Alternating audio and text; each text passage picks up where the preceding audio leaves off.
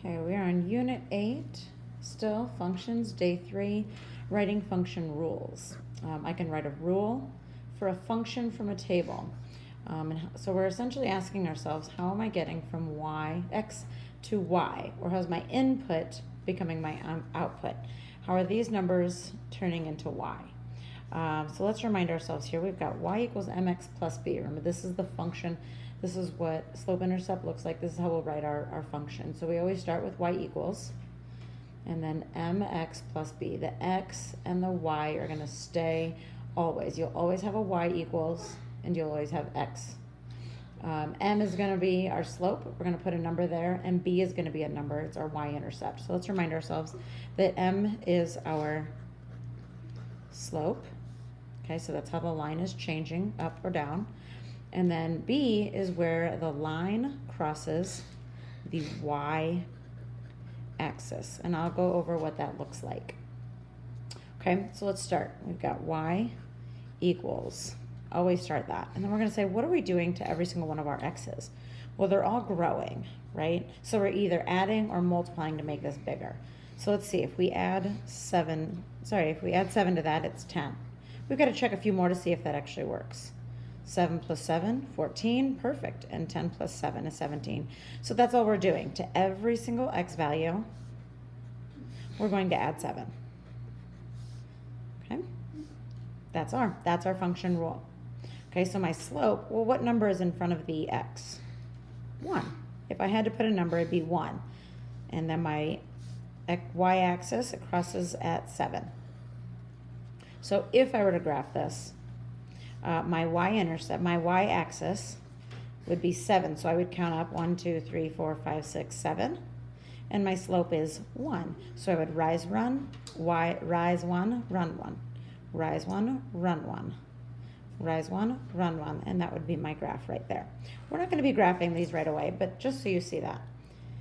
Now over here, how is my x becoming y? So I go negative and negative. Let's see, I go positive and negative. Let's start with, how could I get to negative 6? I could subtract 4, because same sign sum, and my negative is bigger.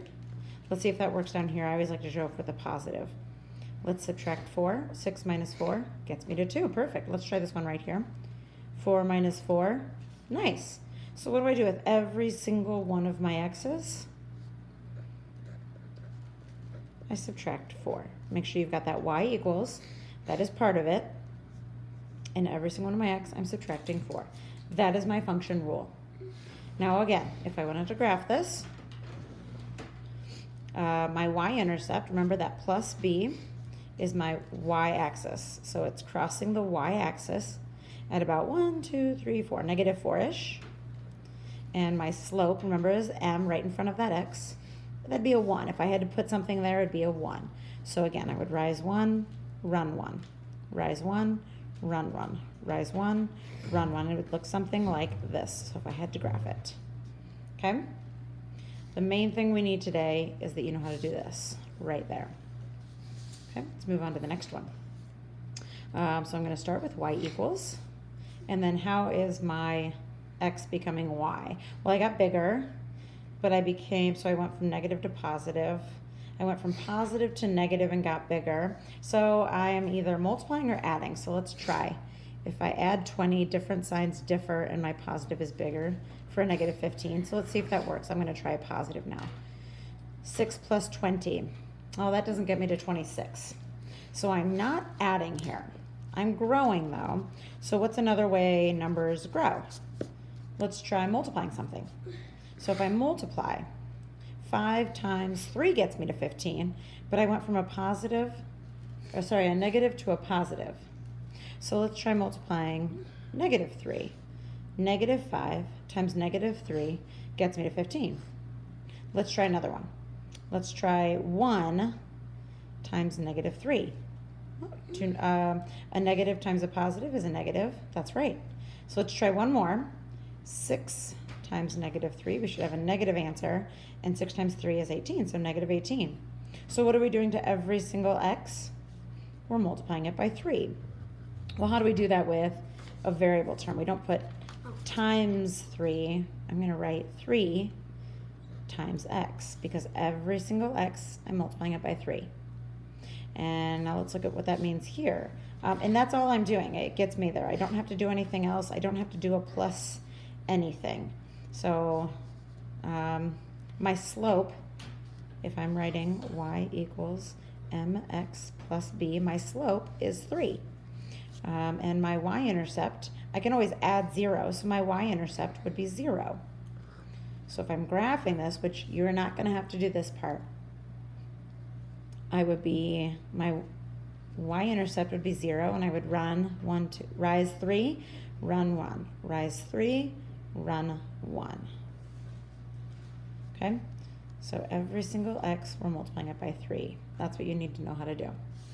And over here, I'm going from 10 to 2, 20 to 4. I'm getting smaller each time, right? So how could I get from 10 to 2? I could subtract 8, but 20 minus 8 is not 4. So the other operation that gets numbers smaller is division.